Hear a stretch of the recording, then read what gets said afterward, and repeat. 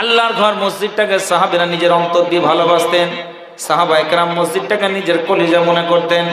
সাহাবায়ে কেরাম খেয়ে না খেয়ে পাথর বহন করে বিশ্ব নবীর সাথে মসজিদে নববী তৈরি করেছে। আল্লাহর নবীর পেটে পাথর ছিল না, ক্ষুধার্ত অবস্থায় বিশ্ব নবী সাহাবীদেরকে নিয়ে তার পবিত্র হস্তদ্বয়ে তিনি পাথর বহন করেছেন। আল্লাহর নবীর সাহাবীরা পাথর দিয়ে মসজিদ তৈরি করেছেন। সাহাবীরা ওই মসজিদটাকে খেজুরের বর্গা দিয়ে তার কি করেছেন, আপনার তীর তৈরি করে ছাদ তৈরি করেছে, খেজুর পাতার ছাউনি দিয়ে চাল চেয়েছে। শুধু তাই নয়, সাহাবিয়াত মহিলারা মসজিদকে আপনারা ঝাড়ু ঝাঁটা দিয়ে পরিষ্কার রেখেছে। বিশ্ব নবীর যুগে আসসালামু আলাইকুম ওয়া রাহমাতুল্লাহি ওয়া বারাকাতুহু। আলহামদুলিল্লাহ আলহামদুলিল্লাহি নাহমাদুহু ওয়া নাস্তাঈনুহু ওয়া নাস্তাগফিরুহু ওয়া নু'মিনু বিহি ওয়া নাতাওয়াক্কালু আলাইহি ওয়া নাউযু বিল্লাহি মিন শুরুরি আনফুসিনা ওয়া মিন সাইয়্যাতি আ'মালিনা। من يهده الله فلا مضل له ومن يضلله فلا هادي له ونشهد أن لا إله إلا الله وحده لا شريك له ونشهد أن سيدنا وحبيبنا ومولانا محمدا عبده ورسوله الذي أرسله بالحق بشيرا ونذيرا وداعيا إلى الله بإذنه وسراجا منيرا।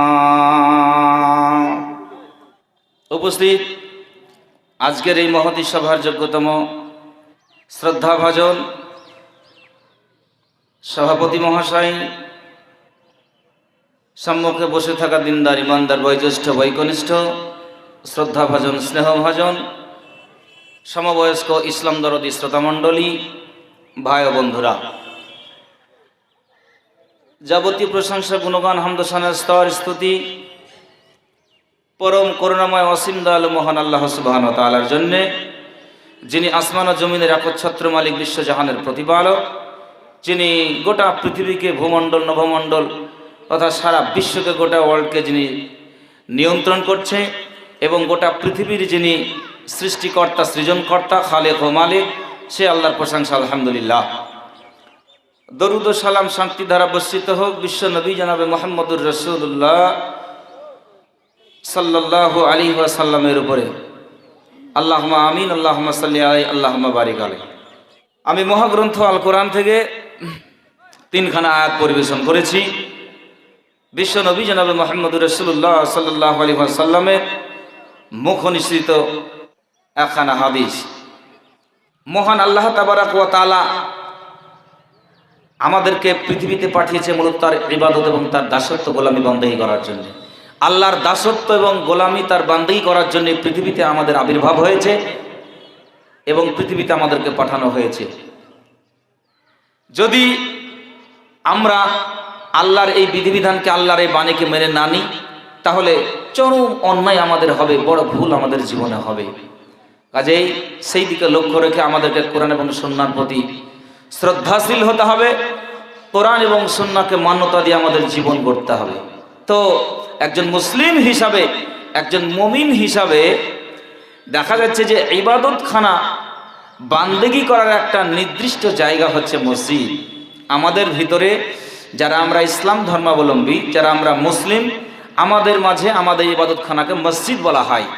মসজিদ হচ্ছে সিজদার স্থান, যেখানে ইবাদত করা হয়, বান্দেগী করা হয়, সেই সিজদার স্থানকে, জায়গাকে মসজিদ বলা হয়, যেটা আমরা মসজিদ নামে জানি। তো এই মসজিদটা হচ্ছে মুসলিমদের ইবাদতখানা।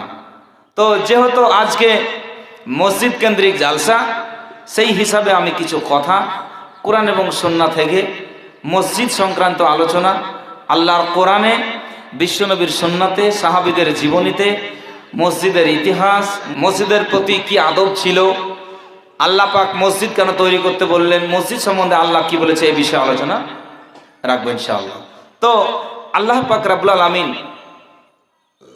মহাগ্রন্থ আল কোরআন সূরা আলে ইমরানের ভিতরে আল্লাহ পাক তিনি বলছেন, ইন্না আউওয়ালা বাইতিন উদিয়া লিন-নাস লাল্লাযী বিবাক্কাতা মুবারাকাও ওয়া হুদাল লিল আলামিন। আল্লাহর কোরআন বলছে মসজিদ সম্বন্ধে, মসজিদের ইতিহাস। গোটা পৃথিবীতে, গোটা বিশ্বে যখন কোনো মসজিদ ছিল না, আল্লাহর ইবাদত করার মতো কোনো জায়গা ছিল না, তখন প্রথম আল্লাহ মানব জাতির জন্যে, আল্লাহর দাসত্ব এবং তার ইবাদত করার জন্য পৃথিবীর মাটিতে প্রথম একটা মসজিদ নির্মাণ হয়েছিল। আল্লাহ পাক বলছেন, ইন্না আউওয়ালা বাইতিন উদিয়া লিন-নাস লাল্লাযী বিবাক্কাতা মুবারাকাও ওয়া হুদাল লিল আলামিন। সারা পৃথিবীর মাটিতে যখন কোনো মানুষ ছিল না, কোনো ঘর বাড়ি ছিল না, জনমানবহীন এমন পরিস্থিতিতে, এমন সময়ে আল্লাহ পাক মানুষের জন্যে আল্লাহর ইবাদতগাহ হিসাবে, বন্দেগীখানা হিসাবে পৃথিবীর মাটিতে প্রথম একটা আল্লাহ মসজিদ তৈরি করলেন।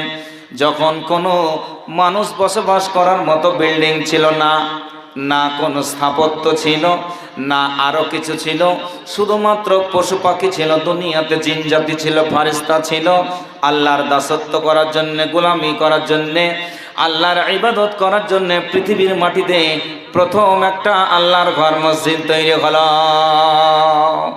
সারা দুনিয়া, সারা পৃথিবীর মাটিতে সর্বপ্রথম আল্লাহর ইবাদতের জন্য একটা মসজিদ তৈরি হলো, যে মসজিদটা শুধুমাত্র যে আল্লাহর ইবাদত হবে, আল্লাহর গুণগান হবে, আল্লাহ নামের তসবিহ তাহলিল হবে, জিকির আজকার হবে, এই উদ্দেশ্যে আল্লাহ পাক এই মসজিদটা তৈরি করলেন। ভাইরা আমার, তাহলে মসজিদটা কিভাবে তৈরি হলো? এই মসজিদ সম্পর্কে বলা হয়েছে কোরআন এবং সুন্নাতে। মসজিদের ইতিহাস সংক্ষিপ্তভাবে আমি বলছি।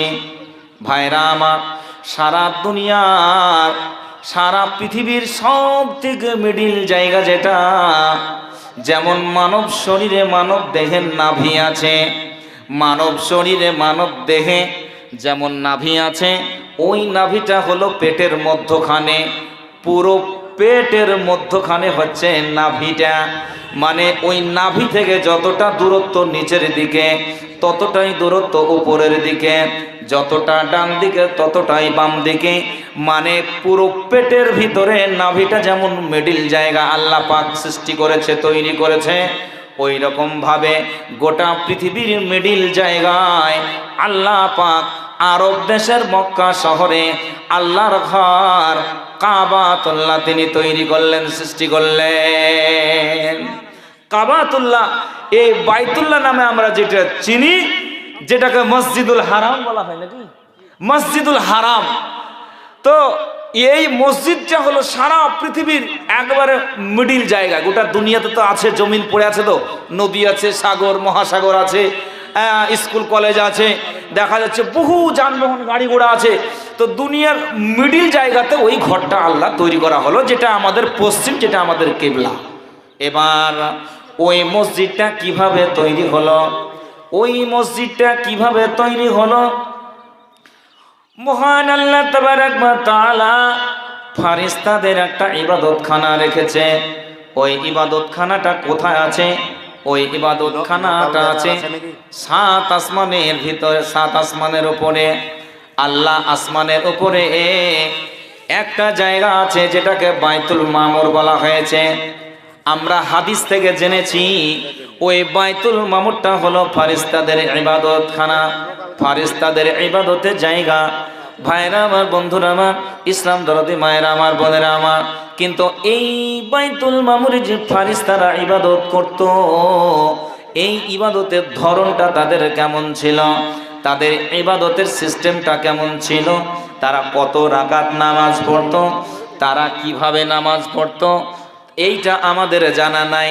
তবে ফারিস্তাদের ইবাদত খানা হলো ওই বাইতুল মামুর। 7 আসমানের উপরে বাইতুল মামুর যা আছে, ওই বাইতুল মামুরটা হচ্ছে ফারিস্তাদের ইবাদত খানা। ওই বাইতুল মামুরে প্রত্যহ ফারিস্তারা একবার করে ওই বাইতুল মামুরে ইবাদতের জন্য প্রবেশ করে। হাদিসের মাঝে বলা হয়েছে যারা একবার ইবাদত করে ওই মসজিদ থেকে বাহির হয়ে গেল, যারা একবার ওই বাইতুল মামুর থেকে যারা একবার ইবাদত করে বেরিয়ে গেল, ইয়ারা কিয়ামত পর্যন্ত দ্বিতীয়বার আর সুযোগ পাবে না। বলুন সুবহানাল্লাহ। তাহলে আল্লাহ এই আসমান এবং জমিনে কত ফেরেশতা আল্লাহ সুবহানাহু ওয়া তাআলা রেখেছেন। এ একটা সৃষ্ট জীব, এরা হচ্ছে একটা মখলুকাত, জিন জাতি হচ্ছে একটা মখলুকাত, মানব জাতি হচ্ছে একটা মখলুকাত। এইরকম ভাবে সমুদ্রে যারা আছে, ডলফিন থেকে নিয়ে হাজারো রকমের হাঙর, কুমির, মাছ আছে, পিপিলিকা কত রকমের আছে। এইরকম করে পশু পাখি, ছাগল, ভেড়া, যত রকমের মখলুকাত আছে, তার ভিতরে ও একটা বিশেষ মখলুকাত ফেরেশতারা। ফেরেশতাদের 2, 3, 4, 5, 8টা করে হাত আছে, বাজু আছে, তাদের পাখা আছে। ফারিস্তারা তারা হচ্ছে নূরের তৈরি। তারা আমাদের মতো খাওয়া দাওয়া করে না, আমাদের মতো তারা পোষা পায়খানা করে না। তাদের কাজ হলো শুধু আল্লাহর দাসত্ব করা। আল্লাহ পাক তাদের জন্য বলছেন, কোরআনের ভিতরে বলা হয়েছে, আল্লাহ বলছেন লা ইয়াসুনাল্লাহা মা আমারহুম ওয়া ইয়াফআলুনা মা ইউমারুন। তারা কখনো কোনো সময় আল্লাহর নাফরমানি করে না, আল্লাহর বিরোধিতা করে না, বিরুদ্ধাচরণ করে না। তাই ফারিস্তাদের কাজই হলো আল্লাহর দাসত্ব করা। একটা বিশেষ একটা জাতি, একটা সম্প্রদায়, এ একটা আল্লাহর সৃষ্ট মাখলুকাত। ভাইরা আমার, ওই ফারিস্তারা সারা পৃথিবী জুড়ে, আসমান জমিন জুড়ে কতগুলো আল্লাহর ফারিস্তা আছে, এর গণনা, এর পরিসংখ্যান আমরা কেউ করতে পারবো না, আমরা গুনে গুনে কেউ শেষ করতে পারবো না। তবে কত কোটি কোটি কোটি ফেরেশতা আল্লাহর জমিনে আসমানে ছড়িয়ে আছে, যাদেরকে আল্লাহ শুধু তার দাসত্ব করার জন্য সৃষ্টি করা হয়েছে। তো ওই ফেরেশতাদের একটা নির্দিষ্ট ইবাদতখানা জায়গা হলো বাইতুল মামুর। ওই বাইতুল মামুরও হলো একটা মসজিদ, তবে ওটা পৃথিবীর কোনো মানুষের জন্য নয়, ওটা জিন জাতির জন্য নয়, ওটা হলো ফেরেশতাদের জন্য। তাইলে বুঝলেন, পরিসংখ্যান করে একবার দেখেন, ভাবুন যে কত ফেরেশতা আছে। সুবহানাল্লাহ। যারা একবার ইবাদত করে ওখান থেকে বেরিয়ে গেল, তারা কিয়ামত পর্যন্ত দ্বিতীয়বার আর সুযোগ পাবে না। তো ওই যে মসজিদটা বাইতুল মামুর আছে, ওই মসজিদটাকে সমান করে পৃথিবীর মাটিতে যে প্রথম ঘরটা হলো, সেটা হচ্ছে বাইতুল্লাহ কাবা শরীফ। এইটা হলো আল্লাহর ঘর। পৃথিবীর মাটিতে আল্লাহর ঘর হলো কাবা। কাবাটা হলো মসজিদুল হারাম, মসজিদ যেটা কখনো কখনো বন্যায় ভেঙে গিয়েছিল, কখনো আপনার ছেড়ে গিয়েছিল। এটা আপনার ফারিস্তারাও এক সময় কনস্ট্রাকশন করেছে, ফারিস্তারাও দেখা যাচ্ছে তার মডিফাই করেছে। হাজার হাজার নবীদের মক্কার আশেপাশে জন্ম, নবীরাও দেখা গেছে কানে কানে যুগে যুগে ওই মসজিদের তামির দিয়েছে, খেদমত করেছে। কখনো চুনসুরকি ঘষে গেলে, ঝরে গেলে ওই মসজিদটাকে তারাও রংচং করেছে, তারা দেওয়াল দিয়েছে। এক কথায় ওই মসজিদের খিদমত হাজার হাজার নবীরা করেছে। এবং ওই মসজিদে, ওই মসজিদুল হারামে কোনো সময় নামাজ বন্ধ নেই, সকাল সন্ধ্যা দুপুরে এনি টাইমে, সর্বদাই সর্বাবস্থায় ওখানে আপনার তাওয়াফ চলছে এবং সদা সর্বদা ওখানে দোয়া জিকির তাসবিহ চলছে, নামাজ চলছে। এই মসজিদটাকে পৃথিবীর মাটিতে প্রথম মসজিদ বলা হয়েছে। মসজিদটার নাম হচ্ছে কাবাতুল্লাহ, বাইতুল্লাহ, আল্লাহর ঘর, মসজিদুল হারাম। মসজিদ এটা পৃথিবীর মানুষের জন্য প্রথম মসজিদ তৈরি করা হলো, আল্লাহর যেখানে ইবাদত হবে। তো ভাই, এই মসজিদটা হচ্ছে আল্লাহর ঘর। এখন পৃথিবীতে বহুত মসজিদ আছে, ভারত, বাংলাদেশ, পাকিস্তান, তুর্কিস্তান, আফগানিস্তান, তারপরে আপনার দুনিয়া যত পৃথিবীতে দেশ আছে সব দেশেই মসজিদ আছে। এই জন্য ঢাকাকে বলা হয় মসজিদের শহর। ঢাকাতে প্রচুর মসজিদ আছে। বাংলাদেশের শিক্ষা ব্যবস্থায় পরীক্ষার একটা প্রশ্ন উত্তরে একটা কোশ্চেন যে মসজিদের শহর কাকে বলা হয়, মসজিদের শহর কাকে বলা হয়। আর আরব দেশে, তাওহীদের দেশে, মদিনায় এবং গোটা আরব কান্ট্রিতে তাওহীদের দেশে যে কত মসজিদ আছে মহল্লায় মহল্লায়, আল্লাহ আলম, আল্লাহ ভালো জানে। আর মুসলিম কান্ট্রিগুলানে, মুসলিম দেশগুলানে মসজিদ, উন্নত মানের মসজিদ খিদমত করছে। বড় বড় সাহেবেরা মসজিদের খিদমত করছে, ঝাড়ু দিচ্ছে, পরিষ্কার করছে, ইবাদত করছে। তো এই মসজিদ নিয়েই কথা বলছি, যেহেতু মসজিদ কেন্দ্রিক আজকের এই জালসা, সেই জন্য আপনাদেরকে মসজিদ কেন্দ্রিক সংক্ষিপ্ত হবে কিছু কথা দুটো কোরআন হাদিস থেকে আমি বলছি। ভাই, মসজিদটা কেন করা হলো, মসজিদ কিসের জন্য তৈরি করা হলো? মসজিদে শুধুমাত্র আল্লাহর দাসত্ব হবে, আল্লাহর গোলামি হবে, আল্লাহর বান্দিগি হবে, তসবিহ হবে, জিকির হবে, এছাড়া অন্য কিছু হবে না। আল্লাহর কোরআন বলছে, পৃথিবীর মানুষ তোমরা শুনে রাখো, ওয়া আন্নাল মাসাজিদা লিল্লাহি ফালা তাদউ মা'আল্লাহি আহাদা। রে দুনিয়ার মানুষেরা তোমরা শুনে রাখো, মসজিদ হলো আমার ঘর, আর ওই মসজিদের ভিতরে তোমরা বসে আমি ছাড়া, আমি আল্লাহ ছাড়া অন্য কাউকে তোমরা ডেকো না। যেহেতু এই ঘরটা আমার নামেই স্যাংশন হয়েছে, আমার নামেই আমি স্বীকৃতি দিয়েছি, গোটা পৃথিবীর মানুষকে আমি পুরস্কৃত করব। মসজিদের সেবা করলে, মসজিদের খেদমত করলে, মসজিদ নির্মাণ করলে, মসজিদের তামির দিলে, মসজিদের সেক্রেটারি কেসিয়ার হলে, মসজিদে বসে ইবাদত বান্দেগি খান করলে, মসজিদে জিকির আজকার করলে, আমি আল্লাহ তোমাদেরকে আমি অশেষ সওয়াব নেকি দেব এবং পরকালে তোমাদেরকে জান্নাত দেব। সুতরাং আমি আল্লাহ এই মসজিদের ভিতরে আমার পাশাপাশি বা আমার সঙ্গে অন্য কাউকে তোমরা ডাকবে বান্দা, এটা তো যুক্তিযুক্ত হবে না, এটা তো সমীচিত হবে না, সমীচীন হবে না, এটা কখনোই আমি মেনে নেব না। পৃথিবীতে বহু জায়গা আছে রে বান্দা, যেটাকে আমি কখনো আমার জায়গা বলিনি, আমি রেল লাইন বলিনি আমার, আমি প্লেন লাইন বলিনি, এয়ারপোর্ট বলিনি আমার, আমি এই রকম করে পৃথিবীতে বহু জায়গা আছে, যে জায়গা দুনিয়ার সমস্ত জায়গায় হচ্ছে আল্লাহর জায়গা। যদিও আল্লাহ এগুলো মানুষকে বসবাস করার জন্য সৃষ্টি করেছে, তৈরি করেছে, কিন্তু আল্লাহ কখনো বলেনি যে ওইটা আমার জায়গা। আল্লাহ বললেন মসজিদ হলো আমার ঘর, আমার জায়গা। এই জন্য মসজিদে শুধুমাত্র এক ওয়াহদাহু লা শারীক আল্লাহর ইবাদত হবে, আল্লাহর বান্দেগি হবে। আল্লাহ ছাড়া পৃথিবীর অন্য কোনো মানুষকে হাত তুলে এভাবে আল্লাহর পাশাপাশি খাজাকে বা কোনো ওলিকে ডাকা যাবে না। এখানে আল্লাহর দাসত্ব, আল্লাহর গোলামি করতে হবে। ভাইরা আমার, বন্ধুরা আমার, এইরকম ভাবে দেখা গেছে বিশ্ব নবী জনাবে মুহাম্মদুর রাসূলুল্লাহ সাল্লাল্লাহু আলাইহি ওয়াসাল্লাম, আল্লাহ পাক তিনি বলছেন, যদি কেউ মসজিদ নিয়ে ছিনিমিনি খেলে, মসজিদ নিয়ে কেউ যদি পার্টিশন দেয়, মসজিদ নিয়ে যদি কেউ মামলা করে, মসজিদ নিয়ে যদি কেউ ইবাদত করতে বাধা সৃষ্টি করে, আল্লাহর কোরআন সূরা বাকারা বলছে পৃথিবীর মাটিতে ওই হবে সব থেকে বড় জালেম, স্বৈরাচারী। যারা আল্লাহর ঘর মসজিদে হামলা করলো, মামলা করলো। আজকে বর্তমান পৃথিবীতে লক্ষ্য করা যাচ্ছে যে দুনিয়ার সব মসজিদ যত দখল করছে, বড় বড় মোগলদের যুগের যে সমস্ত মসজিদগুলো আছে, বাবরের যুগের মসজিদ, আমরা দেখলাম, গোটা দুনিয়ার মানুষ দেখলো, যারা প্রাচীন স্থাপত্য শিল্পে বিখ্যাত ছিল, যারা খুব কারুকার্য দিয়ে মসজিদ এবং বিল্ডিং তৈরি করেছিল, যারা রাজত্ব করেছিল, 750 বছর মোগলরা নাকি রাজত্ব করেছিল। কেউ বলতে পারবে না যে কোনো চার্চ দখল করে নিয়ে গেছে। কেউ বলেছে যে কোনো জমি দখল করে কারো মসজিদ তৈরি করা হয়েছে, যা মুসলিমদের কোনো ইবাদত খানা বা মুসলিমদের কোনো প্রতিষ্ঠান তৈরি করা গেছে। কিন্তু ভারতবর্ষের মাটিতে আমরা বড় মজলুম, আমরা অত্যাচারিত।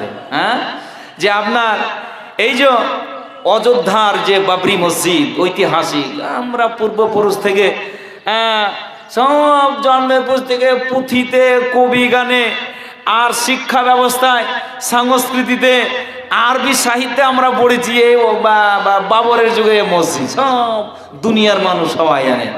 ইদানিং এই কয়েক বছর থেকে এ মসজিদে মামলা করে দিল যে না, এটা রামের জন্মভূমি, রামের মা রামকে এই মসজিদে জন্ম দিয়েছিল। তা আসলে এটা রামের জন্মভূমি ছিল।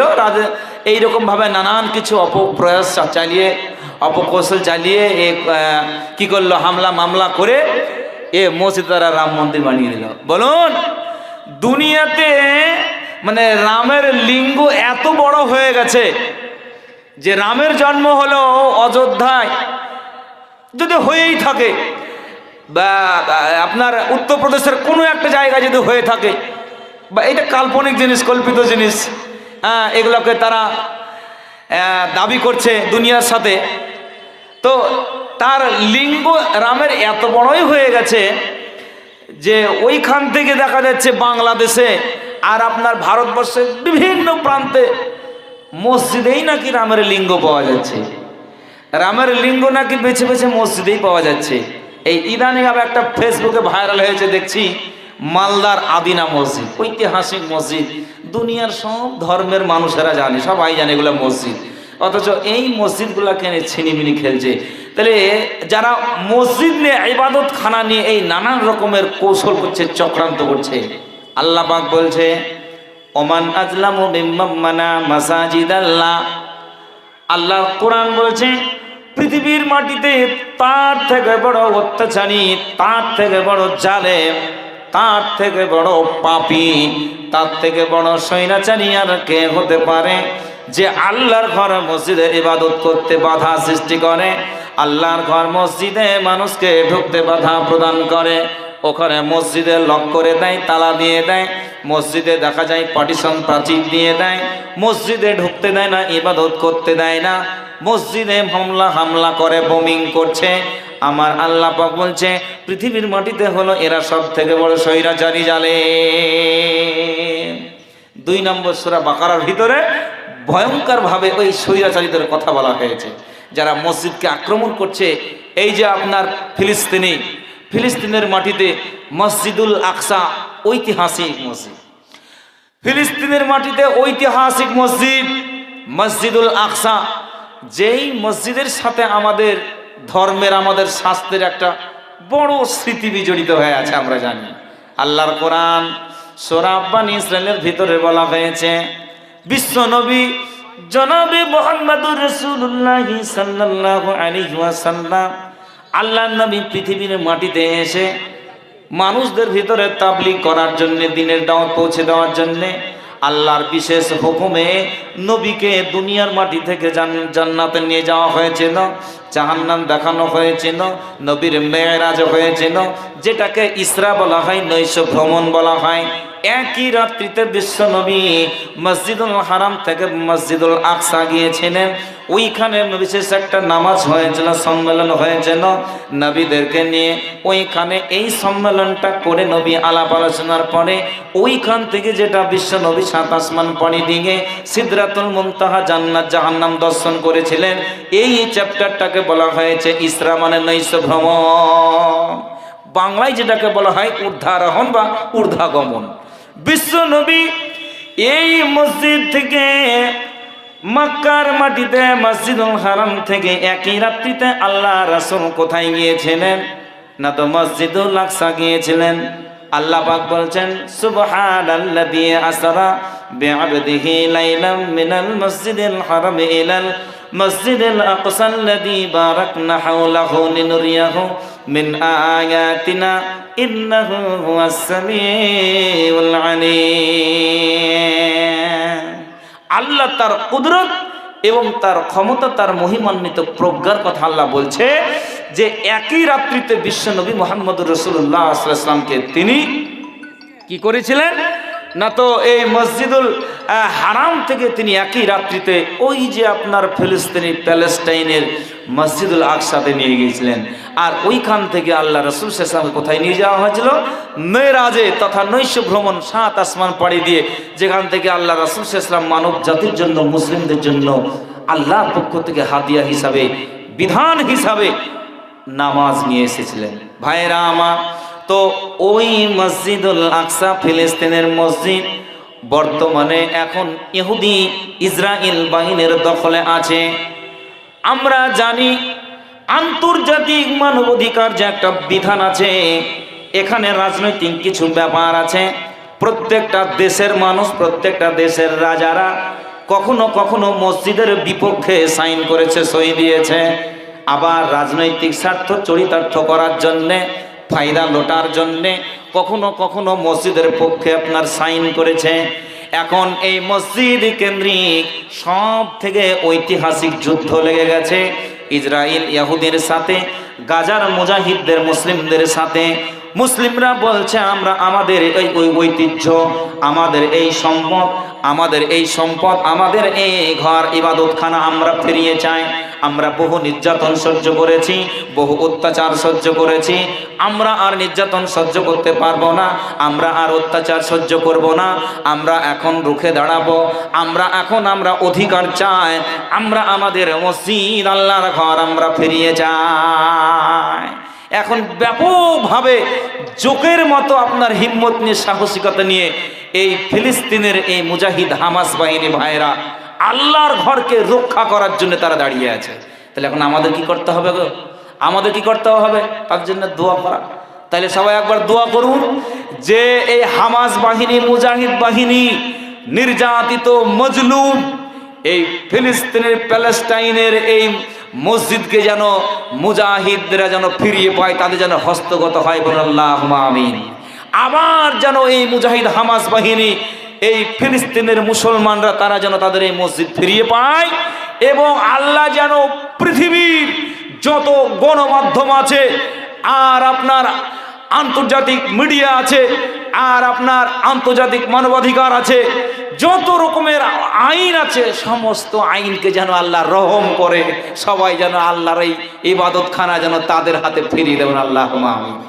ভাইরা আমার, তো এই ঐতিহাসিক মসজিদ, তো এই মসজিদ আজকে এই বদমাইশ জাতি, এই পাপিষ্ঠ জাতি, ইহুদি জাতি, এদের ইতিহাস পড়বেন, এরা খুব বদমাইশ জাতি, যাদের কাজই ছিল অবৈধভাবে নবীদেরকে হত্যা করা। আল্লাহর কোরআন বলছে ওয়ায়াকতুলুনান নাবিয়্যিনা বিগাইরিল হক, তারা বহু নবীদেরকে তারা অন্যায়ভাবে হত্যা করেছে, কতল করেছে। এই জাতি যারা শরীয়তের বিধিবিধানকে লঙ্ঘন করা এবং শাব্দিক পরিবর্তন করা, এদের কিছু চক্রান্ত ছিল। তো এখন এই মসজিদ তাদের দখলে আছে, দুনিয়ার মানুষ দেখছে, সবাই দেখছে। তো এই মসজিদটা কবে হলো না, তো বাইতুল্লাহতে যে মসজিদ আছে, মক্কা আরব দেশে যে মসজিদুল হারাম আছে, এই মসজিদটা 40 বছর পরে মসজিদুল আকসাটা তৈরি হয়েছিল। এই মসজিদে আল্লাহ পাক রব্বুল আলামিনের নবী তিনি একটা হাদিস বলছেন, হাদিস খানা মুসলিম শরীফের ভিতরে আছে। ওয়ান আবু সাঈদ আল-খুদরি রাদিয়াল্লাহু তাআলা আনহু قال قال رسول الله صلى الله عليه وسلم لا تسد الرحال إلا إلى ثلاثة مساجد। বিশ্বনবী তিনি বলছেন, সারা পৃথিবীর কোথাও নেকির উদ্দেশ্যে ভ্রমণ করা যাবে না, সফর করা যাবে না। সওয়াবের আশায়, নেকির আশায় পৃথিবীর কোনো জায়গায় সফর করা যাবে না। বন্ধু, আপনি যদি নবাব বাড়ি যান তাহলে আপনার এনজয় হবে, আপনি সেখানে গেলে আনন্দ উপভোগ করবেন, আপনি একজন পর্যটক হবেন, আপনার কিছু অর্থ অপচয় হবে, টাকা পয়সা খরচ হবে, ভ্রমণ করতে গিয়ে সময় নষ্ট হবে, দেখা গেল সেখানে আপনার অর্থ ব্যয় হলো। কিন্তু পৃথিবীর কোনো জায়গায় আপনি যেমন তাজমহল গেলেন, এখানে গেলে নেকি হবে না, কিন্তু আপনার অর্থ ব্যয় হবে, অর্থ অপচয় হবে, টাকা পয়সা খরচ হবে, কিন্তু নেকি হবে না। আপনি যদি সায়েন্স সিটি যান, জাদুঘর যান, এইরকমভাবে আটলান্টিক মহাসাগর দেখতে যান, সমুদ্র সৈকতে যান, তারপরে মাউন্ট এভারেস্টে যান, দুনিয়ার আরো কিছু কুতুব মিনার দেখতে যান, আগ্রার আপনি লালকেল্লা দেখে আসুন, যেখানেই যান না কেন দেখতে যাবেন সময় নষ্ট হবে, টাকা পয়সা খরচ হবে, কিন্তু কোনো নেকি হবে না। বিশ্বনবী বলছেন তাহলে নেকির উদ্দেশ্যে যদি কোথাও যাওয়া যায় তাহলে 3টা মসজিদে যাওয়া যাবে। আল্লাহ রাসূল বলেন কেউ যদি সফর করতে যায়, ভ্রমণ করতে যায়, নেকি নেব, সওয়াব অর্জন করব মনে করে যায়, তাহলে 3টা মসজিদে যাওয়া যাবে। 3টা মসজিদ ছাড়া পৃথিবীর কোনো জায়গায় সফর করা যাবে না নেকির উদ্দেশ্যে। তার ভিতরে হলো একটা হলো মসজিদুল হারাম, যেটা কাবাতুল্লাহ আরব দেশের মক্কা শহরে আছে। ভাইরা আমার, মায়েরা আমার, ইসলাম দরদি বন্ধুরা আমার, লক্ষ লক্ষ টাকা আপনার খরচ হবে, কিন্তু তার সাথে আপনি নেকি পাবেন। ওই মসজিদে নামাজ পড়লে একটা নেকির কথা বলা আছে। কত? আল্লাহ রাসূল বলছে গোটা দুনিয়ার কোন মসজিদে যদি 1 ওয়াক্তের নামাজ পড়ে, 1 রাকাত কেউ নামাজ পড়ে, দুনিয়ার কোনো জায়গায় কেউ যদি 1 লক্ষ রাকাত নামাজ পড়ে, তাহলে ওই 1 লক্ষ রাকাত নামাজ পড়ে যেই নেকিটা হবে, আল্লাহর নবীর মসজিদুল হারাম, আল্লাহর ঘর কাবাতুল্লাহ, ওই কাবাতুল্লাহ 1 রাকাত নামাজ পড়লে সেই নেকিটা হবে। মানে আল্লাহর ওই ঘরে মসজিদুল হারামে 1 ওয়াক্ত নামাজ পড়ে যেই নেকিটা হবে, পৃথিবীর অন্য মসজিদে 1 লক্ষ বার পড়তে হবে। ভাইরা আমার, বন্ধুরা আমার, শুধু তাই না, এরকম ভাবে দ্বিতীয় যে মসজিদ, মসজিদে নববী, মদিনার মসজিদে আল্লাহর নবীর মসজিদ, ওই মসজিদেও নামাজ পড়লে একটা নেকির কথা বলা হয়েছে। তৃতীয় আর একটা মসজিদ, যেই মসজিদ নিয়ে আমি কিছুক্ষণ আগে আলোচনা করছিলাম, মসজিদ আল আকসা, মসজিদটা ফিলিস্তিনের মাটিতে, ওই মসজিদেও নামাজ পড়লে আল্লাহর নবী তিনি বলেছেন যে পৃথিবীর অন্য মসজিদে 500 রাকাত নামাজ পড়লে যে নেকি হবে, আল্লাহর ঘর মসজিদুল আকসাতে 1 রাকাত নামাজ পড়লে সেই নেকিটা হবে। তাহলে এই হচ্ছে সেই মসজিদ। এই মসজিদের সাথে কত ইতিহাস জড়িয়ে আছে, এই মসজিদের সাথে কত ইতিহাস জড়িয়ে আছে। মসজিদুল আকসা, এই ফিলিস্তিনের মসজিদের মাটি, এই ভূমি, পবিত্র ভূমি, যেই ভূমিতে হাজার হাজার নবী রাসূলদের সমাধি আছে, কবর আছে। আর সেই মসজিদ নিয়ে আজকে এই ইহুদি জাতি, এই লম্পট জাতি, বদমাইশ জাতি, সন্ত্রাসী জাতি, সেই জাতিকে যদি আমরা যদি তাদের বিরোধিতা করতে চাই, আমরা যদি হামাসের পক্ষ নিতে চাই, আমাদের ভারত সরকার, মাশাআল্লাহ, তাকে থ্যাংক ইউ জানাই, ধন্যবাদ জানাই। প্রথম দিকে রাজনৈতিক মহলে এবং মিডিয়াতে অন্য কিছু খবরাখবর থাকলেও শেষের বেলায় দেখা গেছে আমাদের ভারত সরকার ফিলিস্তিনিদের পক্ষে সাইন করে দিয়েছে। যে গাজায় যে হামলা হচ্ছে আর গাজায় যে মামলা হচ্ছে, যুগের পর যুগ ধরে গাজার মুসলিমদেরকে যে মসজিদ থেকে বাধা প্রদান করা হচ্ছে, এটা অন্যায়। অতএব এর বিরুদ্ধে ভারত সরকার সাইন করে তাকে ধন্যবাদ জানায়। তো আমরা এখন গোটা দুনিয়া থেকে, আচ্ছা, যারা শ্রোতা হিসেবে আপনারা এসেছেন, আশেপাশে যারা আছেন ছড়িয়ে ছিটিয়ে, জালসার মাহফিলেই জামা বাইনা সালাতাইনের নামাজ হবে, অর্থাৎ মাগরিব এবং এশার নামাজ একসঙ্গে হবে নাকি? আচ্ছা, মাগরিব এবং এশার নামাজ একসঙ্গেই হবে এবং এই জালসার মাহফিলেই হবে। যাদের উজুনে আপনারা উজু করে এসে তারপরে বসুন। তো বলছিলাম যে এই ফিলিস্তিনের এই মসজিদ যদি আমরা মনে করি যে আমরা কি করে দোয়া করব, দোয়া তো আমরা করবো তাদের জন্য আল্লাহর কাছে, নামাজের ভিতরে ব্যক্তিগতভাবে দোয়া করব। আরও ভারতবাসী হিসাবে প্রত্যেকটা মানুষকে বলছি, যদি আপনারা চান যে গাজায় যে 17 থেকে 18,000 নিরীহ শিশু এবং নারীকে হত্যা করা হলো, যদি এটাকে অন্যায় মনে করেন, এটাকে গহিত অপরাধ মনে করেন, এটাকে ঘোর অপরাধ মনে করেন, এটা মানবতা বিরোধী কাজ মনে করেন, তাহলে আমাদের একটা পথ আছে ইহুদি ইসরায়েলদের বিরোধিতা করা। সেটা হলো কি? সেটা হচ্ছে এই ইহুদি জাতির কিছু প্রোডাক্ট আছে, আর গোটা পৃথিবী জুড়ে এদের প্রোডাক্ট চলছে। হ্যাঁ, শ্যাম্পু থেকে নিয়ে, সাবান থেকে নিয়ে, ক্রিম থেকে নিয়ে, আর এই কোকা কোলা থেকে নিয়ে নানান ধরনের কোল্ড ড্রিঙ্কস যে প্রোডাক্টগুলো আছে আমরা ব্যবহার করছি। এই জাতির এই খাদ্যগুলোকে, তেল সাবানগুলোকে, এই হিমালয় বলে একটা জিনিস সাবান আছে, বাচ্চাদের পাউডার, নানান কিছু আছে, এগুলোকে তাদের এক কথায় পণ্য বয়কট করুন। যদি তাদের পণ্য বয়কট করেন তাহলে তারা আর্থিক ভাগে ভেঙে যাবে। কোন জাতিকে, কোন সম্প্রদায়কে যদি ডাউন করতে চান, তার মেরুদণ্ড যদি ভেঙে দিতে চান, তাহলে তাকে আর্থিক ভাগে ভেঙে দিলে সেটাই হবে তার মূল একটা পয়েন্ট। তাহলে এই জাতির যে সমস্ত কোকা কোলা, থামস আপ এবং সাবান, শ্যাম্পু, ঔষধ, যেগুলো প্যাম্পাস থেকে নিয়ে হাজারে কিছু আমরা মুসলমানরা ব্যবহার করছি, যদি আমরা বয়কট করি তাহলে জানবো যে ফিলিস্তিনিদের প্রতি দরদ এবং ফিলিস্তিনিদের প্রতি আমাদের ভালোবাসা, মুমিন হিসাবে তাদের প্রতি আমাদের যে একটা ভক্তি থাকা দরকার, তাদের প্রতি যে আমাদের একটা আবেগ থাকা দরকার, তাহলে বুঝবো আমাদের আছে। আর যদি তাদের এই পণ্য আমরা অজান্তে কিনেই যাই, তাদের শ্যাম্পু ব্যবহার করি, আর মুসলিমদের রক্ত নিয়ে তারা খেলা করছে, তাহলে বড় অন্যায় হবে, স্বার্থপর হবে। কখনো প্রকৃত সে মুমিন মুসলমান হতে পারবে না। কেমন মুসলমান যে মুসলিম হিসাবে একজন মুসলমান ভাইকে তার জন্য দোয়া করতে পারছে না এবং তার বিপদে তাকে সহযোগিতা করতে পারছে না। এইরকম মসজিদের ইতিহাস সংক্ষিপ্তভাবে আপনাদেরকে দেখালাম। দুনিয়ার মাটিতে এইরকম অবস্থা চলছে, তাদের জন্য দোয়া করবেন, আপনারা সতর্ক হবেন। এখন কি না তো শুধুই আপনার মামলা করছে যে মসজিদে নাকি শুধু ঘুরিয়ে আপনার রামের লিঙ্গ দেখা যাচ্ছে। ভাইয়েরা আমার, এইরকম একটা কাল্পনিক কথা, একটা ভুয়ো কথা, একটা মিথ্যা কথা দিয়ে আজকে ভারতবর্ষের মাটিতে আমাদেরকে অন্যান্য কারা যেন বিপদে ফেলার চেষ্টা করছে, আমাদের সম্পদকে, আমাদের ইবাদতখানাকে যেন কারা দখল করার মিথ্যা চেষ্টা চালাচ্ছে। আপনারা সতর্ক সাবধান হবেন আর আইনগতভাবে ব্যবস্থা নেবেন। যত আইনি প্রক্রিয়া আছে সে আইনগত আপনারা ব্যবস্থা নেবেন। এবার সাহাবায়ে কেরাম মসজিদকে নিয়ে তারা কতটা ভালোবাসতেন। ভাইরা আমার, বন্ধুরা আমার, আল্লাহর ঘর মসজিদটাকে সাহাবীরা নিজের অন্তর দিয়ে ভালোবাসতেন। সাহাবায়ে কেরাম মসজিদটাকে নিজের কলিজা মনে করতেন। সাহাবায়ে কেরাম খেয়ে না খেয়ে পাথর বহন করে বিশ্ব নবীর সাথে মসজিদে নববী তৈরি করেছে। আল্লাহর নবীর পেটে পাথর ছিল না, ক্ষুধার্ত অবস্থায় বিশ্ব নবী সাহাবীদেরকে নিয়ে তার পবিত্র হস্তদ্বয়ে তিনি পাথর বহন করেছেন। আল্লাহর নবীর সাহাবীরা পাথর দিয়ে মসজিদ তৈরি করেছেন। সাহাবীরা ওই মসজিদটাকে খেজুরের বর্গা দিয়ে তার কি করেছেন, আপনার তীর তৈরি করে ছাদ তৈরি করেছে, খেজুর পাতার ছাউনি দিয়ে চাল চেয়েছে।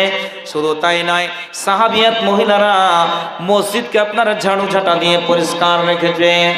বিশ্ব নবীর যুগে আল্লাহ নবীর জীবদ্দশায় নির্দিষ্টভাবে একটা বিধবা মহিলা ছিল, যেই মহিলার স্বামী সন্তান ছিল না, যেই মহিলার স্বামী ছিল না, সন্তান ছিল না, কিন্তু মেয়েটা ছিল খুবই আল্লাহওয়ালি। এই মহিলাটা ছিল খুবই আল্লাহওয়ালি। এই মহিলাটা নির্দিষ্টভাবে বিশ্ব নবী যে মসজিদ ছিল, মসজিদে নববী, এই মসজিদের খাদেমা নামেই সে পরিচিত ছিল।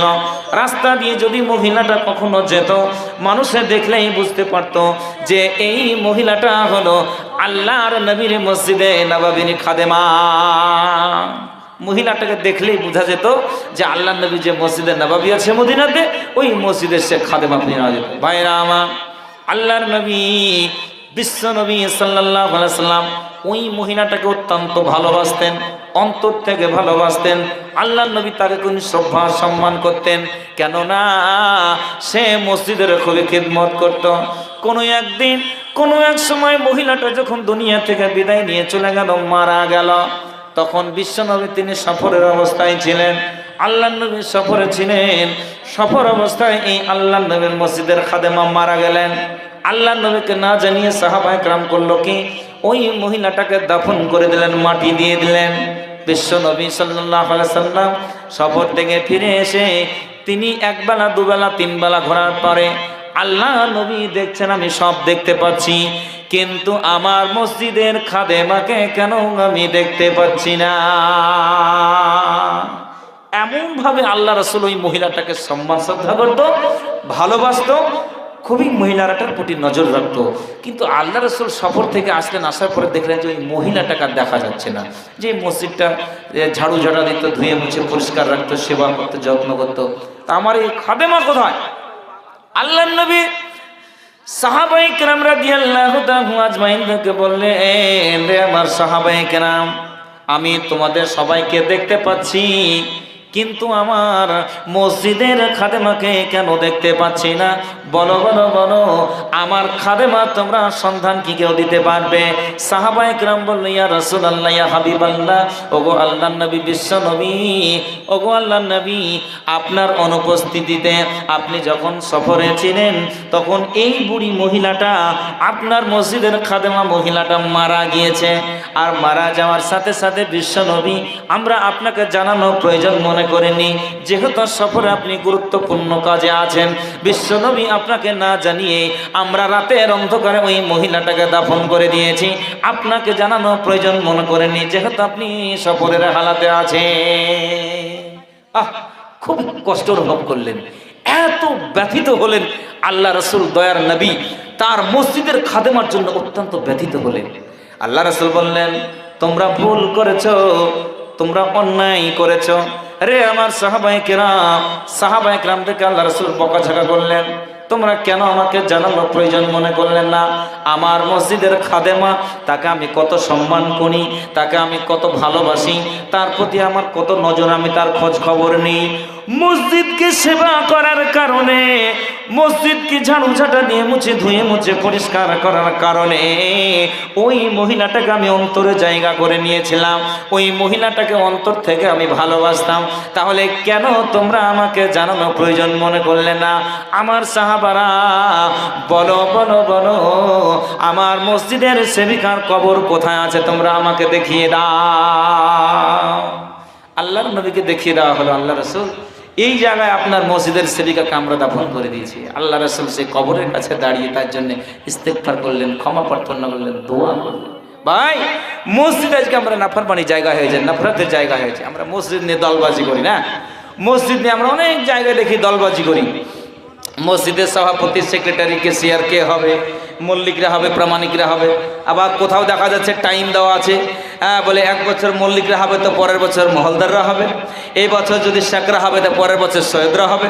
এইরকম অনেক জায়গায় করে দেওয়া হয়েছে। মানে আল্লাহর ঘর মসজিদকে নিয়েও নানান রকমের কুটিলতা এবং জটিলতার সৃষ্টি আমরা করে দিয়েছি। তাহলে আল্লাহর ঘর মসজিদকে যদি কেউ সেবা করে, তার পরিষ্কার পরিচ্ছন্ন করে, তাহলে আল্লাহর নবীর কাছ থেকে সে কি করলো? মাগফিরাতের দোয়া। ভাইরা আমার, তাহলে আমভাবে শুনুন, কোরআন এবং সুন্নাতে মসজিদের কত গুরুত্ব এবং সম্মান আছে। বিশ্ব নবী জনাবে মুহাম্মদুর রাসূলুল্লাহ সাল্লাল্লাহু আলাইহি ওয়াসাল্লাম তিনি বললেন যে আল্লাহর নিকটে আহাব্বুল বিলাদি ইলাল্লাহি মাসাজিদুহা ওয়া আবগাজুল বিলাল্লাহি ইলাল্লাহি আসওয়াকুহা। দুনিয়ার মাটিতে সব থেকে দামি জায়গা হলো আল্লাহর ঘর মসজিদ, আর সব থেকে খারাপ জায়গা হলো বাজার। বিশ্বনবী বললেন, আল্লাহ রাসূল তিনি বলেন, মান বানা লিল্লাহি মসজিদান বানাল্লাহু লাহু বাইতান ফিল জান্নাহ। কেউ যদি আল্লাহর জন্য একটা ঘর তৈরি করে দেয়, মসজিদ তৈরি করে দেয়, মসজিদে দান করে, মসজিদের সাহায্য সহযোগিতা করে, শ্রম দেয়, তাহলে আল্লাহ পাক তিনি কি করবেন? বানাল্লাহু লাহু বাইতান ফিল জান্নাহ, আল্লাহ তার জন্য জান্নাতে একখানা ঘর তৈরি করবে। সুবহানাল্লাহ, পৃথিবীর শ্রেষ্ঠ কাজ। তো যাই হোক, সংক্ষিপ্তভাবে আপনাদের সামনে মসজিদ সম্বন্ধে আলোচনা করলাম। মানুষ মাত্রই ভুল ত্রুটি হয়, যদি ভুল ত্রুটি হয়ে থাকে ক্ষমা প্রার্থী। আপনারা সকলে ধৈর্য ধরে বসে থাকুন, আমরা আপনাদের সামনে এভাবে পরস্পর বক্তা নিয়ে আসবো। এখন মাগরিবের আজান হবে এবং মাগরিব এবং এশার একসঙ্গে জামাত হবে। আপনারা উজু করে আসুন এবং বসুন। আল্লাহ পাক আমাদের কাছে সুমতি তৌফিক দেখ, মসজিদের প্রতি সেবা করা, খেদমত করা এবং মসজিদে দান করা, খায়রাত করা এবং মসজিদ পরিচালনা করা এবং আমাদের আবেদ হওয়া, যেন মসজিদে আমরা ইবাদত করে আমরা ধন্য হতে পারি, আল্লাহর প্রতি আমরা শ্রদ্ধাশীল হতে পারি। এই তৌফিক, এই দেওয়া আল্লাহর কাছে বলে গেলাম। সকলে আল্লাহ আমিন। আসসালামু আলাইকুম ওয়া রাহমাতুল্লাহি ওয়া বারাকাতুহু।